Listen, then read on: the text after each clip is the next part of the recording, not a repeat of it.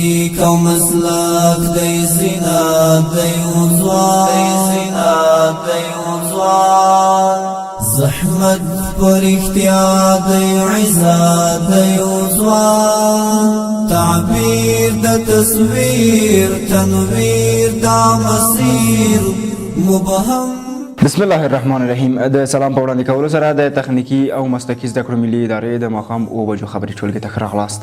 نن دوشنبه د 1403 لمریز کال د وګړي میاشتې 15 نیټه ده. په سر کې د خبرونو سره ټکی د نجارۍ څانګې نصاب د بیاکتنې بهیر پیل شو او د اسټډيو مؤسسې سره د تخنیکي او مسلکي زده کړو ادارې سرپرست او غونډه ترسره شوه. زه مرتضی احمدی یم. د خبرونو پیل د تخنیکي او مسلکي زده کړو ملي ادارې د نصاب او د ښوونکو د روزنې ریاست د نجارۍ څانګې نصاب د بیاکتنې بهیر پیل کړ.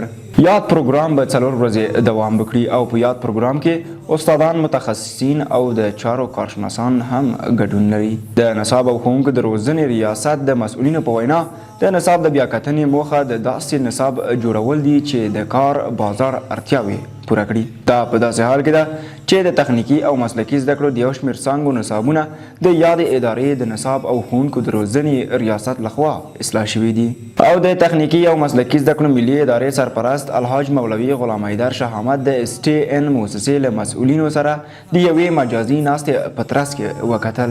د یادې غونډې موخه له آلمان هیواد څخه افغانستان ته د تعلیمي څانګو د انتقال د چټکتیا پر څرنګوالي ویل شوی.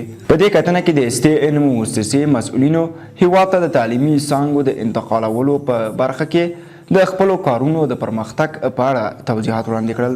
له بلې خوا الحاج مولوي غلام حیدر شاه احمد ټینګار وکړ چې تعلیمي څانګې باید د افغانستان د اړتیاو پر بنسټ د هیواد ته انتقال شي. همداراز دواړه خواو افغانستان ته د تعلیمي څانګو د انتقالولو بهیر پر چټکتیا ټینګار وکړ. په دې ناسته کې پر یو شمېر نورو اړوند موضوعاتو هم په مفصله توګه خبرې وشوې او پریکړه وشوه چې دواړه بنسټونه به د همکاریو د تفاهم لیک پر بنسټ خپل مسؤلیتونه ترسره کړي. دا په داسې حال کې ده چې شاوخوا یو کال وړاندې د تخنیکي او مسلکي زده کړو ملي ادارې له آلمان څخه افغانستان ته د تعلیمي څانګو د انتقال په موخه له اسټډيو افغانستان مؤسسې سره د همکارۍ تفاهم لیک لاسلیک کړ.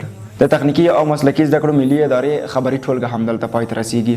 تر بیا چې زه مرتضی احمدی ستاسو درانه چوپړ ته حاضرېږم. تاسو ټول په لویو بخښونکي خدای سپارم. له عملتیا مو مننه.